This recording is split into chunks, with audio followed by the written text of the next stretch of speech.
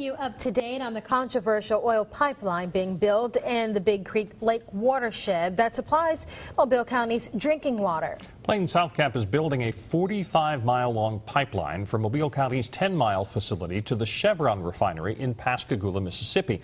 Now, Fox 10 News discovered this isn't the only pipeline in the watershed.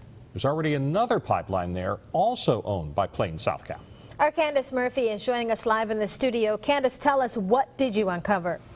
Well, Bob and Lenise, the pipeline that's currently in operation carries crude oil, the same type of oil Plains South Cap says the new pipeline will transport. Today I did some digging to find out more about the route of the existing pipeline and its history. It's something Moss says it's also looking into. Warning markers line Ridge Road in Saraland, where a crude oil pipeline is currently in operation. Plains All-American Pipeline, the parent company to Plains South Cap, says the pipeline runs from 10 Mile to Liberton, Mississippi. It goes through a section of Big Creek Lake and has been in the ground for 60 years. Plains has actually owned the line since 2004. It was replaced back in, the section in the watershed was replaced back in the 90s. We haven't had any issues with that piece of pipe. And it handles the same crude that we're sending back down through the Gulf Coast pipeline. The 14-inch pipeline is something Moss says it's investigating since Plains South Cap wants to build another crude oil line near Big Creek Lake right along Hamilton Creek. We want to know, how often is it inspected? How is it maintained? How do you detect any problems with it? You know, it is 60 years old. Doy Turner, who asked we not show his face, lives near the current line and says he's seen Plains employees along the route.